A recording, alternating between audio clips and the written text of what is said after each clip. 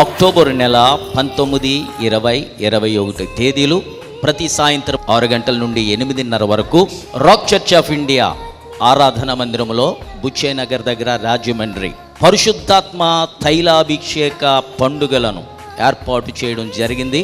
దైవజనుడు రెవరెండ్ రాజేంద్ర దత్ గారిని అద్భుతంగా వాడుకోబోతా ఉన్నాడు. నేనును ప్రతి సభలో మాట్లాడి వచ్చిన వారందరికీ కూడా వ్యక్తిగతంగా ప్రార్థనలు చేయబడతాయి. దేవుని యొక్క శక్తిని పొందుకోవడానికి, భక్తిని మీ జీవన విధానంగా మార్చుకోవడానికి ఆ సభలకు రమ్మని ప్రేమపూర్వకంగా మనవి చేస్తూ ఉన్నాను. దేవుడు మిమ్మల్ని దీవించునుగాక. భయపడ్డ వాళ్ళందరూ ఇంటికి వెళ్ళిపోండి అన్నాడు. వెళ్ళిపోయారు. రెండో పరీక్ష, బాబు గిద్యోను ఇంకొక చిన్న టెస్ట్ పెడుతున్నాను. అలాగే నాయన వీళ్ళందరినీ నీళ్లు త్రాగడానికి వాగు దగ్గరికి తీసుకెళ్ళి, అలాగే నాయన నీళ్ళు త్రాగమని. ఇప్పుడు అందరూ నీళ్ళ దగ్గర గోదావరిలోకి తీసుకెళ్ళాడు, నీళ్ళు తాగండి అన్నాడు. కొంతమంది త్రాగడానికి వెళ్ళి కురుంగిపోయారు. అయ్య బాబాయ్, అసలు యుద్ధం ప్రారంభం కాకముందే కురుంగిపోయాడంటే యుద్ధానికి పనికొస్తాడా? చెప్పండి, యుద్ధానికి పనికొస్తాడా? అసలు పెళ్లి రోజే ఈడు కళ్ళు తిరిగి పడిపోయాడు అనుకోండి, పెళ్లి పీటల మీద ఏసు రక్తం చేయి. కురుంగిపోయినాడు పనిచేయడు సేవలో, యుద్ధానికి పనికిరాడు, కురుంగిపోయినాడు. నీళ్ళు తాగడానికే కురుంగిపోతే, యుద్ధం ప్రారంభం కాకముందే కురుంగిపోతే, నీ యాత్ర ఇంకా ప్రారంభమై కాస్త దూరం ప్రయాణం చేయలేకపోతే, అప్పుడే కురుంగిపోతే నీవు యుద్ధం ఎలా చేస్తావు? Your unfit. బాబు గిద్యోను చూసావా జరిగింది? చూశానండి. ఏం చేశారు? కొంతమంది ఏమో చేతులతో నీళ్లు తీసుకుని చక్కగా గతికారు కుక్క తాగినట్టు. ఆ మిగతా వాళ్ళు ఏం చేశారంటే అండి, నీళ్ళు త్రాగడానికి వంగి కురుంగిపోయారండి. ఆ నీళ్ళలో కురుంగిపోయారు, పడిపోయారు. నీళ్ళు తాగడానికే చేతగానోడు యుద్ధానికి వెళ్ళి ఏం చేస్తాడు? చిన్ని సమస్యలు వచ్చినప్పుడు కురుంగిపోయి, అయ్య బాబోయ్, పాస్టర్ గారిని పిలిచినప్పుడు అండి నల్ల కోడి పెట్టను కోసానండి, నాటుకోడి ఫ్రై చేశానండి, మేకపోతు రోస్ట్ చేశానండి, దమ్ము బిర్యానీ చేశానండి, చాలాసార్లు భోజనం పెట్టానండి. ఆయనకు భోజనం పెట్టినప్పుడల్లా శ్రమలు ఎక్కువ వచ్చేస్తున్నాయండి, నాకు కష్టాలు ఎక్కువైపోతున్నాయండి, శోధనలు ఎక్కువైపోతున్నాయండి. కూటం పెట్టినప్పుడల్లా మాకు శోధనలు ఎక్కువైపోతున్నాయండి. బాబు బైబిల్ చేతితో పట్టుకుని ఇంటికి వెళ్ళిపో. కురుంగిపోయేవాడు యుద్ధానికి పనికిరాడు. కురుంగిపోయే విశ్వాసి ఆత్మీయ యుద్ధం చేయలేడు, ప్రార్థన యుద్ధం చేయలేడు, విజ్ఞాపన యుద్ధం చేయలేడు, దేవుని కొరకు పోరాడలేడు, దేవుని కొరకు మనుషుల యుద్ధకు వెళ్ళి దేవుని పక్షంగా పోరాటానికి పనికిరాడు. పమ్మనింటికి మిగతా వాళ్ళు అందరూ వెళ్ళిపోయారు. 300 మంది మిగిలారు. 300 మంది చాలు బాబు నీకు. రాక్ సంఘంలో జనం కాదు కావాల్సింది, క్వాలిటీ నాట్ క్వాంటిటీ. మీరందరూ క్వాలిటీ, అందుకే రాక్ సంఘానికి వచ్చారు. దేవుడికి కావాల్సింది క్వాలిటీ, చెత్త చెదారం కాదు. క్వాలిటీ ఆలోచన, క్వాలిటీ మనుషులు, క్వాలిటీ విలువలు, క్వాలిటీ క్యారెక్టర్, క్వాలిటీ భక్తి, క్వాలిటీ ప్రార్థనలో. కురింగిపోయేవాడు పనిచేయడు, బెదిరిపోయేవాడు పనిచేయడు. సమస్యలు వచ్చినప్పుడు, శోధనలు వచ్చినప్పుడు, పరీక్షలు వచ్చినప్పుడు పరీక్ష పెడతాడు దేవుడు. పరీక్ష లేకుండా అబ్రహాం ఆశీర్వదించబడలేదు, పరీక్ష లేకుండా శోధించబడకుండా యోబు 2 ఆశీర్వాదం పొందుకోలేదు, యోసేపు పరీక్షించబడకుండా ఫలించడి కొమ్మగా మారలేదు, దావీదు పరీక్షించబడకుండా పుటము వేయబడకుండా ఇశ్రాయేలీయుల మీద అధిపతిగా రాజుగా అభిషేకించబడలేదు. దేవుని ఆశీర్వాదాలు చీప్ కాదు. ఈ మిగతా 300 మందిని తీసుకెళ్ళి యుద్ధం చేయి. గిద్యోను అలాగే అండి అన్నాడు, భయపడలా, దేవుని మాట నమ్మాడు. దేవుడు యుద్ధానికి వెళ్ళమంటున్నాడు, రండి అన్నాడు, వెళ్దామన్న. బాబు మనం యుద్ధ భూమిలోకి వెళ్తున్నాం, మీకన్నా ముందు దేవుడు నన్ను పంపించాడు. అక్కడ నేను వెళ్ళేసరికి శత్రువు యొక్క గుడారములో 2 సైనికులు మాట్లాడుకుంటున్నారు. నాకు రాత్రి కల వచ్చిందిరా, ఒక ఆవల రొట్టె తిరుగుతూ వచ్చి మన గుడారం మీద పడింది. గుడారం మీద పడ్డప్పుడు ఆ గుడారం పడిపోయింది అని అంటే ఇంకొకటి ఆ కళకు అర్థం చెప్పేస్తున్నాడు. శత్రువులు చెప్పుకుంటున్నారు కళకు భావం. నీకే కాదు, కళా దర్శనాలు వచ్చేది శత్రువులు కూడా దేవుడు ఇస్తాడు, అన్యులకు కూడా ఇస్తాడు, భావం కూడా ఇస్తాడు. వాళ్ళకి నెబుకద్నెజరు రాజుకి ఇచ్చాడు కళ, అన్యులకు కూడా ఇస్తాడు. గాడిద దేవదూతను చూడగలిగింది, బిలాము చూడలేకపోయాడు. పశువులను వాడుకుంటాడు దేవుడు. వారు మాట్లాడుకుంటున్నారు బాబు, ఏమని? ఆ రొట్టె గిద్యోను ఖడ్గం. దేవుడు మిద్యానీయులను అప్పగించేస్తున్నాడు దేవుని ప్రజలకు. ఎప్పుడైతే అన్యులు ఆ మాటలు మాట్లాడడం విన్నాడో గిద్యోను బలం వచ్చేసింది, పరిగెత్తుకెళ్ళిపోయాడు. రండ్రా 300 మంది.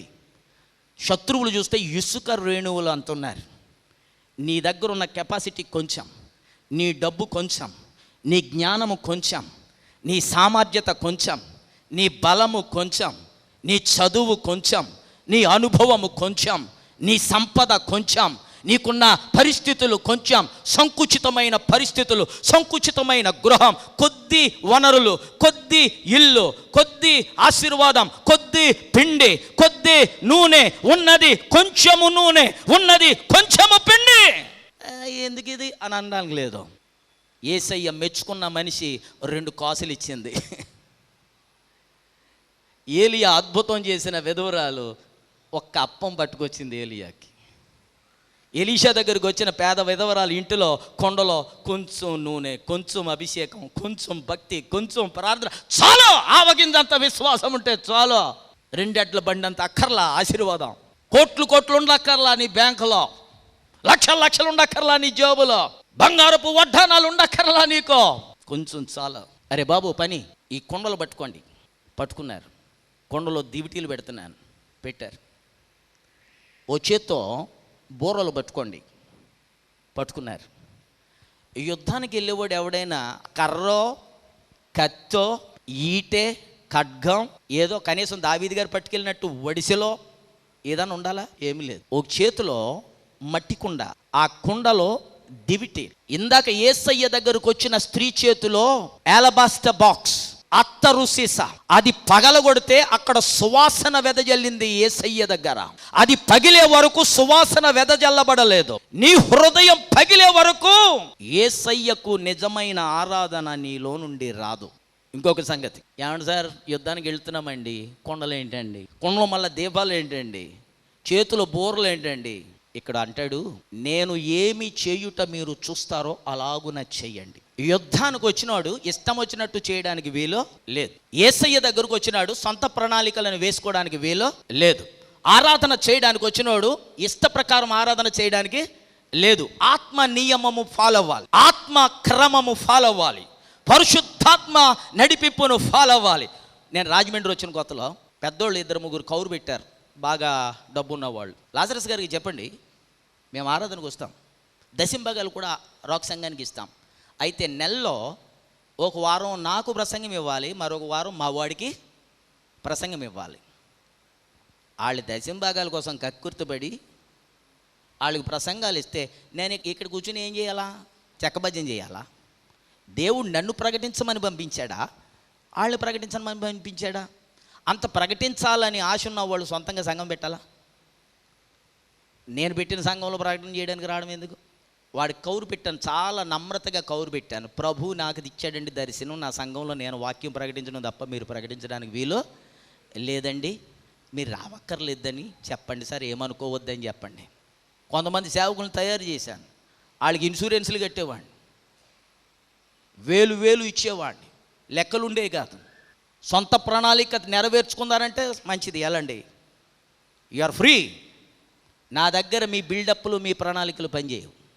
నువ్వు యుద్ధంలో ఉన్నావు, యుద్ధభూమిలో గిద్యోను చెప్పినట్టు చెయ్యాలి. యుద్ధభూమిలో నీ సొంత ప్రణాళిక పనికిరాదు. మేము సంఘ పెద్దలం కదండి, సంఘ పెద్ద అయితే ఏంటి, సేవకుడు అయితే ఏంటి, బిషప్ అయితే ఏంటి, ఆర్చ్ బిషప్ అయితే ఏంటి. గిద్యోనుతో యుద్ధానికి వెళ్ళేవాడు గిద్యోను చెప్పినట్టు చెయ్యాలి, గిద్యోను ప్రణాళిక నెరవేరాలి. గిద్యోను దేవుని ప్రణాళికను అంటుకట్టుకున్నాడు, గిద్యోను దేవుని ప్రణాళికను హత్తుకున్నాడు, గిద్యోను దేవుని స్వరాన్ని విన్నాడు. అలాగా దేవుని యొక్క యుద్ధ భూమిలో గిద్యోను చెప్పినట్టు చేసేవాడే యుద్ధానికి వెళ్ళేవాడు. నేను రాక్ సంఘానికి వస్తాను కానండి, పాస్టర్ గారు నేను చెప్పినట్టు చేయాలండి, చెయ్యను. నేను చెప్పినట్టు చేస్తే మీకు బంగారపు మొలతాడు చేస్తాను, ఆ మొలతాడు నువ్వే కట్టుకో, నీ మొలతాడు నువ్వే కట్టుకో, నాకు అక్కర్లా, నాకు ఉన్నాయి. నేను చెప్పినట్టు చేస్తే మీకు కానుకలు, నీ కానుకల కోసం నేను సేవకు వచ్చానా? కానుకల కోసం సేవకు అయితే సంఘం పక్కన ఇంకో సంఘం అక్కడ ఊర్లోనే పెడుతుంది కదా. ఇంత దూరం వచ్చి సంఘం పెట్టింది జనం కోసం కాదు, దేవుని శక్తి కొరకు వెతికే సత్యాన్వేషణ చేసే సత్యాన్వేషకుల కొరకు ఈ సంఘాన్ని స్థాపించు. No compromise. నేను చేసినట్టే మీరు చెయ్యాలి, మీరు చేసినట్టు నేను చేయను, సమస్య లేదో. మన ప్లాన్లు ఇక్కడ నెరవేరవు, ప్రభు ప్లానే నెరవేరుతుంది, ఆయన చిత్తమే నెరవేరుతుంది. గిద్యోను అంటాడు, నేను చెప్పినట్టు చెయ్యాలి మీరు. అలాగేనండి, నేను బూర ఊదినప్పుడు మీరు బూర ఊదాలి, నేను స్తుతించినప్పుడు మీరు స్తుతించాలి, నేను ప్రార్థించినప్పుడు మీరు ప్రార్థించాలి, నేను ఉపవాసం ఉన్నప్పుడు మీరు ఉపవాసం ఉండాలి.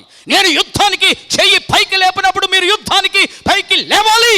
నేను కుండను పట్టుకున్నప్పుడు మీరు కుండను పట్టుకోవాలి. నేను ఖడ్గం పట్టుకున్నప్పుడు మీరు ఖడ్గం పట్టుకోవాలి. నువ్వు బోరుతూ ఉండు, మేము మృదంగం వాయించుకుంటూ ఉంటామంటే కుదరదా? నువ్వు ప్రార్థన చేస్తూ ఉండు, మేము వెనకాల కూర్చొని రాజకీయాలు చేస్తామంటే కుదరదా? గిద్యోన్ అంటాడు, నేను ఏమి చేయుట చూస్తారు, అది చేయండి అంతే. నేను చెప్పినట్టు చేయండి అంతే. మీరు చెప్పినట్టు నేను చేయను, సమస్య లేదు. ఇట్ ఈస్ టూ లేట్ నా. ఎవరి ప్లాన్లు ఇక్కడ నెరవేరవు, యేసయ్య ప్రణాళిక మాత్రం నెరవేరుతుంది. చప్పలు కొట్టండి. నేను నిజంగానే బంగారం వేద్దారు అనుకున్నాను, కానీ ఈ ప్రసంగం విన్న తర్వాత నాకు ఏ బుద్ధి అవ్వడం లేదండి. వీఆర్ నాట్ చీప్ అంటే ఏంటి, మనం ఎక్స్పెన్సివ్ అనే కదా. ఒక చేత్తో ఓటి కుండ, ఆ కుండలో దివిటి. వినండి, నేను బూర ఊదినప్పుడు మీరు ఊదండి, నేను స్తుతి చేసినప్పుడు మీరు చెయ్యండి. 300 మందిని 3 చోట్ల నిలవబెట్టాడు. ఎప్పుడైతే ఆ చీకటిలో గిద్యోను బూర ఊదమన్నాడో ఊదారు, కుండలు పగలగొట్టమన్నాడో కుండలు పగలగొట్టారు. కుండలు పగలగొట్టబడినప్పుడు కుండలలో దాగి ఉన్న ఆ దీపం బయటకు ప్రకాశించడం మొదలుపెట్టింది. ఆ దీపం బయటకు ప్రకాశించబడినప్పుడు దేవుడు ఏం చేశాడు తెలుసా? మిద్యానీలలో, తూర్పు వారిలో ఎవరి ఖడ్గాన్ని దేవుడు వారి ఎదుటగా ఉన్న వారి యొక్క సైన్యం వైపే తిప్పేశాడు. వాళ్లకు వాళ్ళు పొడుచుకుని చచ్చిపోయారు. నీకు ఎదురైన పోరాటంలో, యుద్ధంలో, సమస్యల్లో, కష్టాల్లో, ఇబ్బందుల్లో, ఇరుకులో నువ్వు బెదిరిపోవాల్సిన పని లేదు. మట్టి ఘటమైన నీ యొక్క హృదయాన్ని బద్దలు చేసుకొని, తృణీకరించుకొని, ప్రభు పెట్టిన ఆత్మ, యెహోవా పెట్టిన ఆత్మ, నరుని హృదయములో ఆయన పెట్టిన దీపం, ఆయన వాక్యం, ఆయన రక్షణ, ఆయన ఆత్మాభిషేకం నీ గుండెల్లో ఉన్నాయి. నీ హృదయం పగిలితే ఆ కాంతి ఈ చీకటి లోకంలో అది వెదజల్లబడుతుంది. నీవు స్తుతించడం మొదలుపెట్టినప్పుడు, నీవు యుద్ధ భూమిలో స్తుతించడం మొదలుపెట్టినప్పుడు, నీ కష్టాల్లో స్తుతించడం మొదలుపెట్టినప్పుడు, నీ యుద్ధములో నీవు స్తుతించడం మొదలుపెట్టినప్పుడు, నీ శ్రమల్లో నీవు స్తుతించడం మొదలుపెట్టినప్పుడు దేవుడు ఏం చేస్తాడో తెలుసా? యెహోవా నీ పక్షముగా యుద్ధం చేయడం మొదలు పెడతాడు. అక్టోబర్ నెల 19, 20, 21 తేదీలు ప్రతి సాయంత్రం 6 గంటల నుండి 8:30 వరకు రాక్ చర్చ్ ఆఫ్ ఇండియా ఆరాధన మందిరంలో బుచ్చేనగర్ దగ్గర రాజమండ్రి పరిశుద్ధాత్మ తైలాభిషేక పండుగలను ఏర్పాటు చేయడం జరిగింది. దైవజనుడు రెవరెండ్ రాజేంద్ర దత్ గారిని అద్భుతంగా వాడుకోబోతా ఉన్నాడు. నేనును ప్రతి సభలో మాట్లాడి వచ్చిన వారందరికీ కూడా వ్యక్తిగతంగా ప్రార్థనలు చేయబడతాయి. దేవుని యొక్క శక్తిని పొందుకోవడానికి, భక్తిని మీ జీవన విధానంగా మార్చుకోవడానికి ఆ సభలకు రమ్మని ప్రేమపూర్వకంగా మనవి చేస్తూ ఉన్నాను. దేవుడు మిమ్మల్ని దీవించునుగాక. నీ శత్రువుల ఇంటి మీదకి వారి మీద వారే పొడుచుకుని చేస్తారు. నీకు ఈటెతో పని లేదో, నీకు ఖడ్గముతో. మన యుద్ధోపకరణాలు శరీర సంబంధమైనవి కావు. పగిలిన కుండ దేనికి సాదృశ్యం తెలుసా? రోమాపత్రిక 2వ అధ్యాయానికి 2:28 చదువున్నాను. బాహ్యమునకు యూదుడైన వాడు యూదుడు కాడు. బాహ్యమునకు యూదుడైన వాడు యూదుడు కాదు. శరీరమందు బాహ్యమైన సున్నతి సున్నతి కాదు. శరీరమందు బాహ్యమైన సున్నతి సున్నతి కాదు. అయితే అంతరంగమందు యూదుడైన వాడే యూదుడు.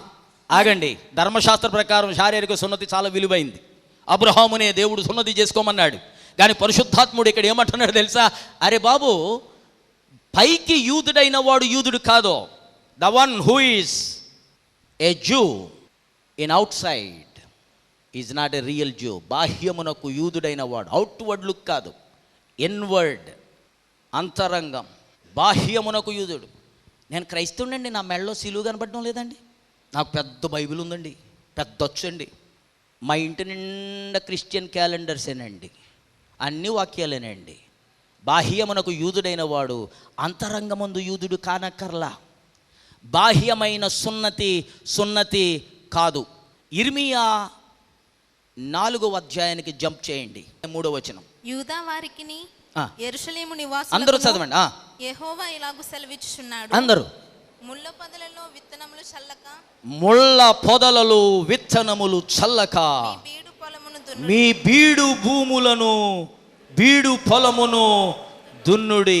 అవిధేయులై ఉండుట మానుకొని మీ దుష్టక్రియలకు బట్టి మీ దుష్ట క్రియలను బట్టి ఎవడును ఆర్పివేయలేనంతగా నా ఉగ్రత అగ్ని వలె కాల్చకుండునట్లు యోదా వారలారా, యెరూషలేము వారలారా, యెహోవాకు లోబడి ఉండుడి.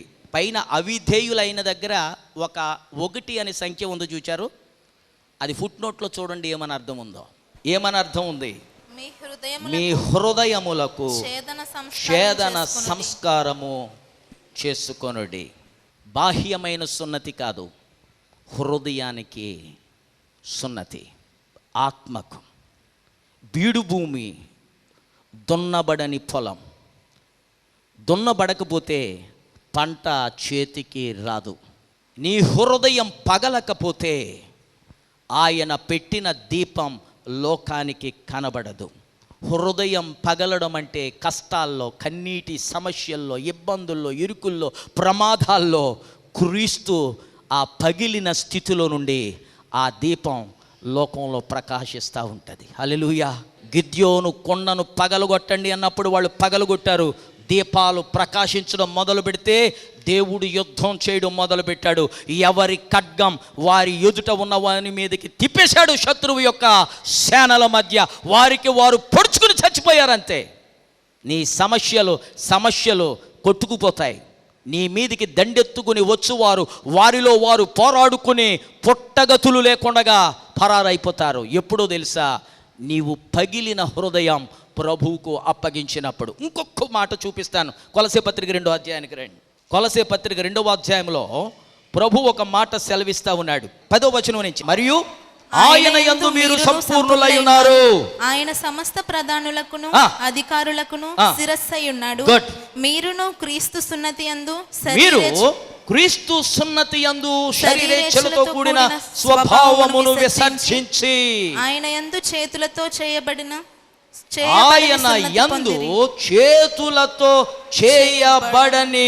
సున్నతిని పొందిరి. హల్లెలూయా. మన హృదయం ప్రభువుకి ఇచ్చినప్పుడు జరిగేది ఏంటి తెలుసా? మన ఆత్మ, మన హృదయం దేవుడు సున్నతి చేస్తాడు. క్రీస్తుతో మనము ఏకమవుతాం. అంతేకాదు, శరీర దురాశల నుండి మనల్ని వేరు చేస్తారు. శరీర స్థితి నుండి మనల్ని హృదయం బరద్దలవుతుంది. హృదయం పరిశుద్ధపరచబడుతుంది. రోగాలు అంటుకోవు. యేసయ్య సున్నతి చేస్తే మన హృదయానికి రోగాలు అంటుకోవు. శారీరక రోగాలే కాదు, ఆత్మీయ రోగాలు కూడా అంటుకోవు. లోకం అంటుకోదు. గట్టిగా దేవునికి స్తోత్రం చెల్లించండి. నా మట్టుకైతే బ్రతుకుట క్రీస్తు, చావైతే లాభం. గట్టిగా దేవునికి స్తోత్రం చెల్లించండి. హల్లెలూయా.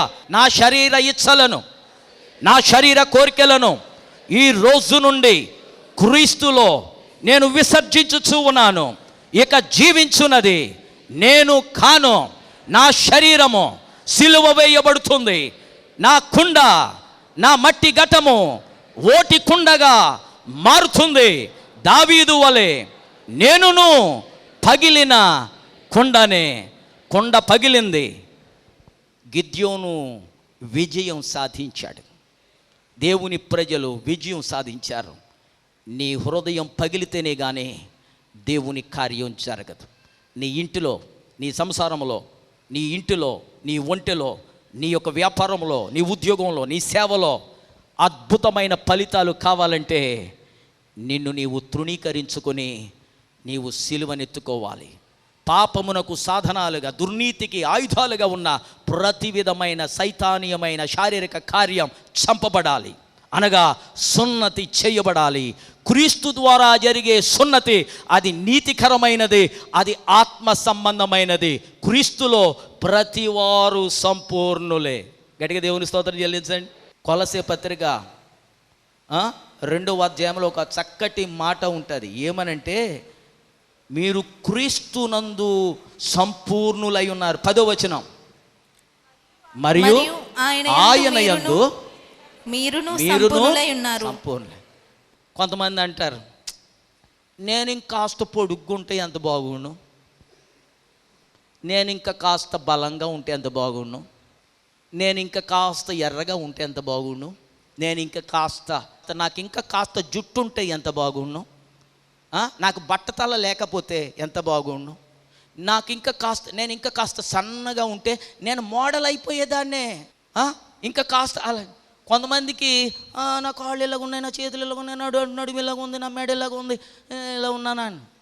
ప్రభు క్రీస్తులో నిన్ను చూసినప్పుడు నీవు you are complete in Christ. నీలో ఏ యొక్క లోపము ప్రభువుకు కనబడదు. చప్పలు కొట్టండి. లోకానికి మనం నచ్చక్కర్లా, ప్రభు దృష్టిలో మనం ఆయనకి నచ్చాలి. ఇది లేదండి, ఈ లోపం ఉందండి, ఆ లోపం ఉందండి, లోకం అంటది. క్రీస్తు దగ్గరకు వచ్చినప్పుడు ఆయన యాకోబులో ఏ దోషమును కనుగొనలేదో. చప్పలు కొట్టి దేవునికి స్తోత్రం చెల్లించండి. హల్లెలూయా. ఆ మట్టి కుండకు ఏ లోపమున్నా ఆయన ఏమీ అనడు. కుండ పగిలిన ఏమీ అనడు. హృదయము బద్దలైన స్థితిలో, జీవితంలో నిరాశ నిస్పృహలకు లోనైనా ఆయన నిన్ను నిందించడు, నిన్ను తోలనాడడు. పాపాత్మురాలైన స్త్రీని తోలనాడలేదు, సిలువ మీద గజ దొంగను ఆయన తోలనాడలేదు. నిన్ను నన్ను ఎలాగునా ఆయన తృణీకరిస్తాడనుకుంటున్నావు, ఎలాగునా తోలనాడుతాడు అని అనుకుంటున్నావు.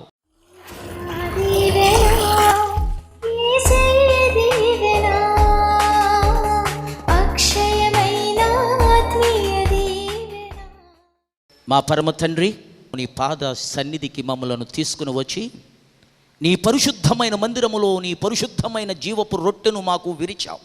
గిద్యోను కుండలను పగలగొట్టాడు. ఒక స్త్రీ నిన్ను ఆరాధన చేయడానికి వచ్చి ఆమె ఆలబాస్టర్ బాక్స్ అత్తరు సీసా పగలగొట్టింది. నాయనా, మేము మా హృదయాన్ని పగలగొట్టుకోవడానికి సిద్ధంగా ఉన్నాం. అంతేకాదు, మీరు చెప్పారు మీ కొరకు విరువబడిన నా శరీరమని. నాయనా, అనేక మారులు నీ జీవపు రొట్టెకు ఉన్న సత్యాన్ని మేము గ్రహించకుండగా నీ జీవపు రొట్టెను విరుచుకుని మేము తింటున్నాం. మా కొరకు నీవు విరవబడ్డావు, మా కొరకు నీవు నలగొట్టబడ్డావు, మా కొరకు నీవు చీల్చబడ్డావు. నీ మట్టి ఘటం, నీ పాత్ర పగలగొట్టబడింది. నీ వేదన, నీ శ్రమ, నీ శోధనలు, నీ యొక్క వేదనలు, నీ యొక్క భయంకరమైన ఆ శ్రమ మేము గ్రహించలేనిదయ్యా. అయితే ఆ పగిలిన పరిశుద్ధమైన ఘటములో నుండి ఇదిగో మా కొరకు రక్షణ, అద్భుతమైన వెలుగు, సువార్త ప్రకాశం ఈ మట్టి ఘటములలో మహిమైశ్వర్యాన్ని పెట్టావు.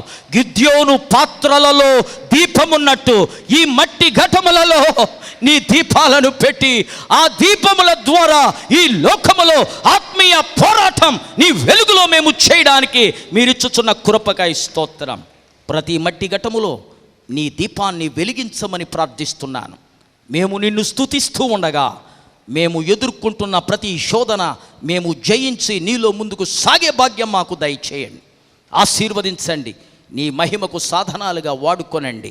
యేసు నామమున అడుగుచున్నాను మా పరమ తండ్రి, ఆమెన్. తండ్రి, కుమార, పరిశుద్ధాత్మ దీవెనలు బిడలారా మీకు నిరంతరము తోడయుండును గాక. ఆమెన్. వందనాలు. నా పేరు మోనిక.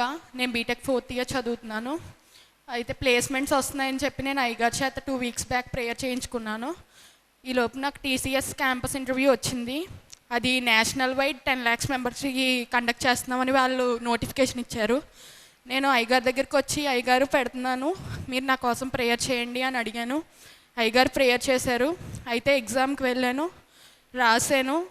అయితే నాకు అందులో 50 minutes పేపరే వచ్చింది. అందరికీ 90 minutes పేపర్ అందరికీ వచ్చింది. నాకు మాత్రం ఓన్లీ 50 minutes పేపరే వచ్చింది. చూసిన వెంటనే నాకు చాలా ఏడుపు వస్తుంది. నేను ఎంతో ప్రిపేర్ అయ్యాను, వచ్చాను, ఇక్కడేమో నాకు 50 minutes పేపరే వచ్చింది. ఇంకో పేపర్ ఓపెన్ అవ్వట్లేదు, ఎంత ఓపెన్ చేసినా సిస్టంలో. చాలా కంగారు పడ్డాను. అయితే ఏడుస్తూనే ఎగ్జామ్ రాశాను. వాళ్ళకి చెప్తే వాళ్ళు నువ్వేదో తప్పు అటెంప్ట్ చేసావు అందుకే రాలేదు అని అన్నారు. నేను ఆ ఎగ్జామ్ కోసం ఒక 3-4 years నుంచి వెయిట్ చేస్తున్నాను. బీటెక్ స్టార్ట్ అయినప్పటి నుంచి నేను ఇంకా అనుకున్నాను, ఇంకా నా ఎగ్జామ్ పోయింది అనుకున్నాను. వచ్చి ఒక 3 days అసలు అన్నం కానీ ఏమీ తినలేదు, ఏడుస్తూనే ఉన్నాను. అయితే ఆ వీక్లో శనివారం నాడు నాకు రిజల్ట్స్ వచ్చినాయి. రిజల్ట్స్ వస్తే మా ఫ్రెండ్స్ అందరూ చూసుకుని ఓన్లీ 2 సెలెక్ట్ అయ్యారు కాలేజ్ తరపు నుంచి అని చెప్పి వాళ్ళు ఆనందపడుతున్నారు. అయితే నేను వాళ్ళతో కూడా అన్నాను, నా ఎగ్జామ్ పోయింది, ఇంక నేను చూసుకోక్కర్లేదు రిజల్ట్ అని చాలా బాధపడ్డాను. అయితే మా ఫ్రెండ్స్ అందరూ అలా కాదు, మామూలుగా చూసుకో, ఏదైతే అది అవుద్ది, అవ్వకపోతే మాత్రం ఏమైంది, ఇది ఫస్ట్ క్యాంపస్సే కదా, ఇంకా బోళ్ళు ఉన్నాయి కదా, నువ్వు కంగారు పడుకో అన్నారు.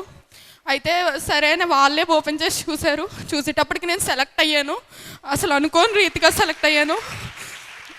నేనైతే చాలా ఆవేదన పడ్డాను. అసలు సెలెక్ట్ అయ్యాక కూడా నేను ఎంతో బాధపడుచున్నాను. అసలు నేను నమ్మలేకపోయాను, నా రిజల్ట్ కాదనుకున్నాను. ఒక 3 to 4 times చూసుకున్నాను, చూస్తున్నాను, ఏడుస్తున్నాను, అది నాదో కాదో ఇంకా కన్ఫ్యూజన్లోనే ఉన్నాను. ఈలోపు మళ్ళీ మెయిల్ వచ్చింది ఇంటర్వ్యూకి పిలుస్తామని. సో మీరు నా కొరకు ప్రార్థన చేయండి. అయ్యగారితో లాస్ట్ వీక్ ప్రేయర్ చేయించుకున్నాను. ఈ వీక్లో నాకు ఇంటర్వ్యూ ఉండొచ్చు, దయచేసి అందులో సెలెక్ట్ అవ్వలాగున్నా నా కొరకు ప్రేయర్ చేయండి. ఈ చిన్న సాక్ష్యం దేవుడు దీవించును గాక. అక్టోబర్ నెల 19, 20, 21 తేదీలు ప్రతి సాయంత్రం 6 గంటల నుండి 8:30 వరకు రాక్ చర్చ్ ఆఫ్ ఇండియా ఆరాధన మందిరంలో బుచ్చేనగర్ దగ్గర రాజమండ్రి పరిశుద్ధాత్మ తైలాభిషేక పండుగలను ఏర్పాటు చేయడం జరిగింది. దైవజనుడు రెవరెండ్ రాజేంద్ర దత్ గారిని అద్భుతంగా వాడుకోబోతా ఉన్నాడు. నేనును ప్రతి సభలో మాట్లాడి వచ్చిన వారందరికీ కూడా వ్యక్తిగతంగా ప్రార్థనలు చేయబడతాయి. దేవుని యొక్క శక్తిని పొందుకోవడానికి, భక్తిని మీ జీవన విధానంగా మార్చుకోవడానికి ఆ సభలకు రమ్మని ప్రేమపూర్వకంగా మనవి చేస్తా ఉన్నాను. దేవుడు మిమ్మల్ని దీవించునుగాక. Our phone numbers are 9440272335 and 99590479993 and 0883246248. May God richly bless you.